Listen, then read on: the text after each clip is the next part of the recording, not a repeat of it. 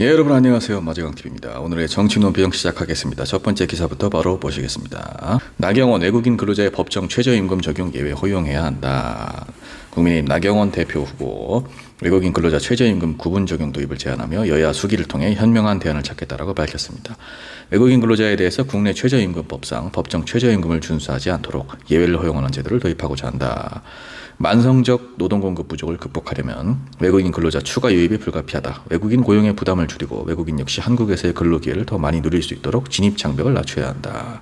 최저임금 구분 적용이 불법 체류 해소에 도움이 될 것으로 기대를 한다. 전 세대가 적은 부담으로도 가사, 보육, 간병 도우미를 고용할 수 있고 각종 현장의 인건비 감소로 생산 유통 비용이 하락하면서 물가 관리에도 도움이 될 것이다 라고 강조를 했다는 건데요. 이미 대한민국 가정 형태 중에 하나로 다문화 가정이 자리를 잡고 있습니다. 그런데 이 상황에서 외국인만 최저임금을 안 줘도 된다. 그렇게 제도를 바꾸자는 게 지금 나경원 후보의 주장인 건데 너무나 근시안적인 발언이에요. 이런다고 해서 노동 공급 부족 현상이 해결이 됩니까? 그리고 이렇게 해결을 한다고 해서 그게 해결이 되는 겁니까?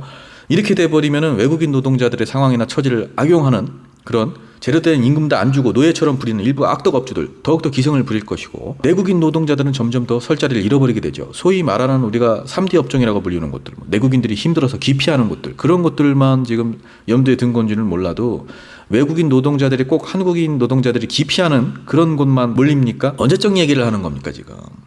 간단하게 생각을 해봐도 운영을 하는 사람 입장에서는 뭐 기업이건 업체건 농장이건 간에 당연히 최저임금을 안 줘도 되는 외국인 노동자를 채용을 하지 우리나라 사람들을 채용을 하겠습니까? 그리고 인건비를 외국인들을 안 쓰고 아낀다고 해서 유통비가 이게 절감이 된다?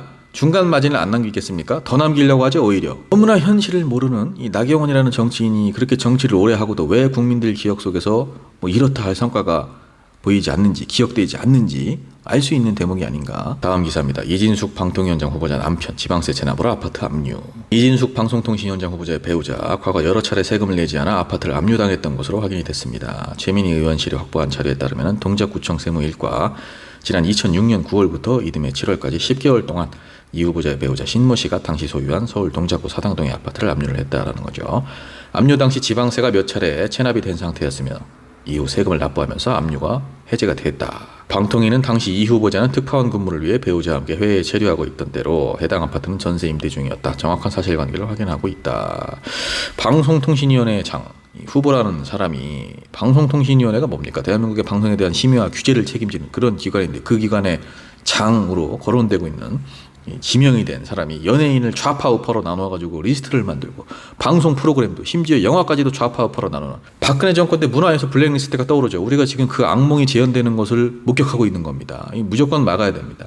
배우자가 세금을 여러 차례 안 내서 아파트까지 압류를 당했네요. 뭐 물론 구체적인 상황 어떤 사정이 있었는지 어떤 사실관계가 있었는지 그런 건 뭐 알 수가 없지만 아직까지는 이렇게 편향적인 극우 성향을 띤 사람인 것도 문제인데 어찌됐든 간에 남편이 대한민국 국민의 의무 중 하나인 성실 납부의 의무를 이행하지 않은 것인데 같이 사는 사람을 방송통신위원장으로 임명을 해서 되겠습니까?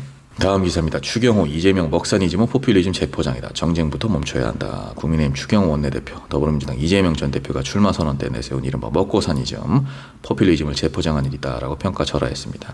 국회를 탄핵과 정쟁의 아수라판으로 만들어놓고 공허한 먹사니즘 선언을 하니 국민 우롱도 유분수다. 정말 국민 먹고 사는 문제 해결에 진심이라면 정쟁적 입법 폭주, 검사 탄핵, 대통령 탄핵 시도부터 중단하고 여당과 민생 현안 해결을 위한 정책 경쟁에 나서라. 국민들 먹고 사는 문제가 포퓰리즘입니까? 이게 집권 여당의 원내대표라는 사람이 입에서 나오는 말이라니 정말 기가 찰 노릇입니다. 다른 부분은 차치하고 민주당에서 지금 발의하는 법안들이 왜 정쟁적인 입법입니까? 한 청년의 억울한 죽음에 대한 진상을 제대로 조사하자. 최상병 특검법 이게 정쟁입니까? 전세 사기 피해자들 구제해 주는 거 이게 정쟁입니까? 노동자들이 정당한 권리를 주장하다가 대기업으로부터 몇 천만 원, 몇 억씩 손해배상 청구를 당하는 일 없도록 막아보자. 이게 정쟁입니까? 가맹 점주들이 더 이상 가맹 본사에 횡포를 당하지 않도록 하는 거 이게 정쟁입니까? 국민의힘 원내대표가 생각하는 민생과 관련된 법안은 도대체 뭔지 제가 묻고 싶습니다. 그럼 2년 동안 국민의힘은 집권 여당으로서 한 게 뭡니까? 인생을 챙긴 게 뭐가 있습니까? 2년 동안 이재명 죽이기, 윤석열 대통령 부부의 잘못들 덮어주고 옹호하기, 윤석열 정권의 만행들 그리고 참사들 흔적 지우기 이런 거밖에 한 게 더 있습니까? 마지막 기사입니다. 이재명 김두관 구도 속 흥행 우려 최고의 후보 진명 경쟁 이재명 대표 성장의 방점을 찍고 정부 여당을 비판하는 내용을 없앤 출마 선언문. 단언하건대 먹고 사는 문제만큼 중요한 것은 없다. 국민의 먹고 사는 문제를 해결하는 것 먹사니즘이 바로 유일한 이데올로기여야 한다. 이재명 전 대표 당선을 기정사실로 보는 분위기 속에 대항마로 김두관 전 의원이 또 출마를 했다라는 거죠. 5명을 뽑는 민주당 최고위원 선거 13명의 출마 의사를 밝혔는데 모두 친명계 인사다. 뭐 이렇게 이재명의 곁을 지키는 수석 변호인으로 든든한 방패가 되겠다. 지지율이 낮을 때 일찌감치 대통령 후보로 이재명을 선택한 바 있다. 뭐 충성 경쟁을 하는 것이 아니라 함께 동행할 진정한 지도자로서 이재명 대표의 당대표 출마 선언문 정부 여당을 비판하는 내용은 없었죠. 국민들이 먹고 사는 문제만 해결을 하겠다.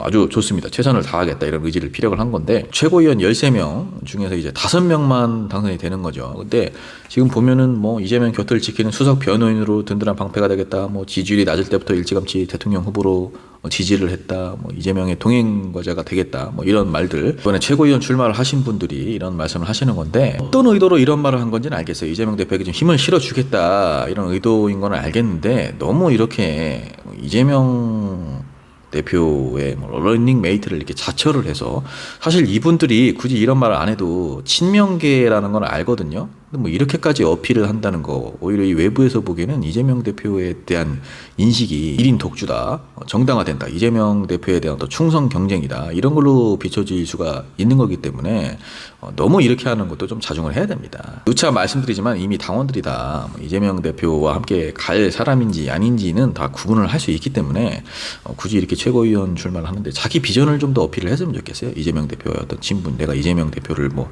보좌하겠다, 어떻게 하겠다, 뭐 이런 것보다는 최고위원으로서 뭐 어떻게 하겠다, 좀 민생 현안에 대한 것들 그런 것들을 좀 더 어필하는 게 좋다 이런 생각입니다. 자, 여러분 마재강TV 오늘의 정치 논평은 여기까지입니다. 평안 한번 보내시고요. 마재강TV 구독, 좋아요 부탁드립니다. 감사합니다.